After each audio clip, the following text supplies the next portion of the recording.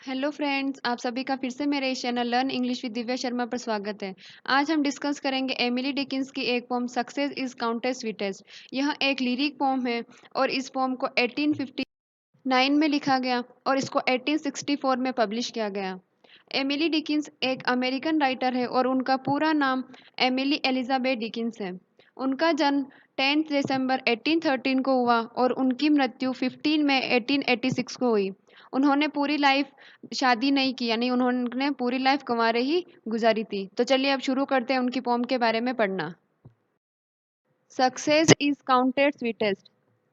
Emily Dickinson अपनी pome का कभी कोई टाइटल नहीं रखती थी, इसलिए उनकी पोम की फर्स्ट लाइन को ही उनको टाइटल का नाम दे दिया जाता था हमेशा। तो चलिए शुरू करते हैं अब उनकी poem. Success is counted sweetest by those who never succeed. Success की जो मधुरता होती है, जो मिठास होती है, वह उनके लिए ज़्यादा महत्वपूर्ण होती है जिनको लाइफ में कभी सफलता नहीं मिली होती है। यानी कि जो बार-बार हार के और फिर उस सफलता को प्राप्त करता है, तो उसके लिए वो सफलता बहुत ही ज़्यादा मीठी होती है। और अगर किसी व्यक्ति को बिना मेहनत किए और एक ही बार में उसको अगर सफलता मिल जाए, तो उसके लिए वो सफलता इतनी महत्वपूर्ण नहीं होती, जितना किसी व्यक्ति ने हारा हो कितनी बार और उसके बाद जब उसको जीत मिलती है, तो वह उसके लिए बहुत ज़्यादा महत्वपूर्ण होती है। To comprehends a nectar required sorest need. अगर किसी व्यक्ति को ऐसे ही ले जा करके नेक्टर यानी कि अमृत दे दिया जाए, तो वो उस अमृत के जो स्वाद है, उसकी जो मिठास है, वह उसको इतना ज़्यादा मधुर नहीं लगेगा, जितना अगर किसी व्यक्ति ने बहुत सारी कड़वी चीज़ें खा ली है और उसके बाद अगर उसको वो नेक्टर पिलाया जाए, तो वो उसके लिए बहुत ही मधुर होगा। यानी किसी व्यक्ति को अगर आसानी से जीत मिल जाती है या सफलता मिल जाती है, तो वह उसके लिए इतनी मीठी नहीं होती है, जितनी किसी व्यक्ति ने बहुत ही ज़्यादा मेहनत करके और उसको प्राप्त किया होता है, उसके लिए जो ये सफलता इतनी मीठी होती है। आगे वह कहती है, not one of all the purple host who took the flag today can tell the definition so clear of victory. Purple host यहाँ पर विक्ट्री का सिंबल है।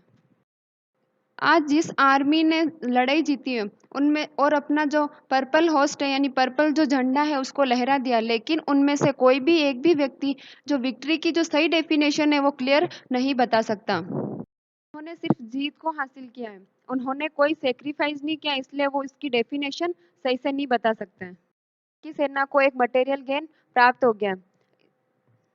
सेना जिसकी जीत हुई है उसमें उस सेना में से कोई भी सेनापति या एक भी सेना का एक भी व्यक्ति जो है वह हमें इस बारे में नहीं बता सकता कि आखिरकार उनकी जो विक्ट्री हुई है की सही डेफिनेशन क्या है।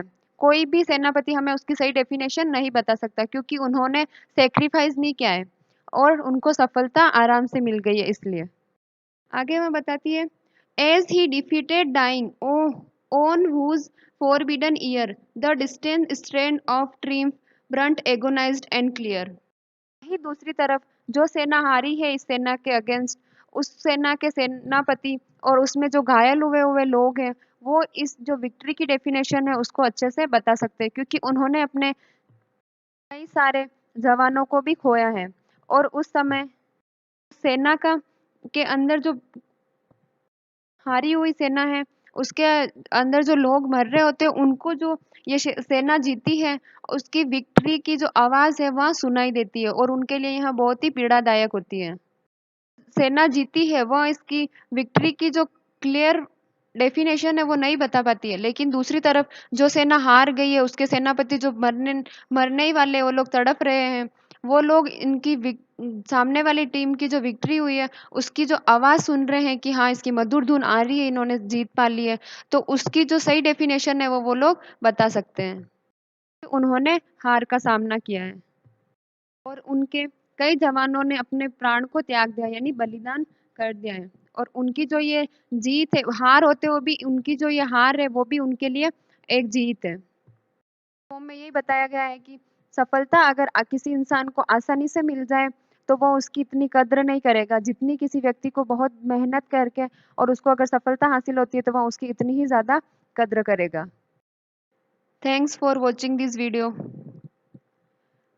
Share, like, dislike and subscribe this channel.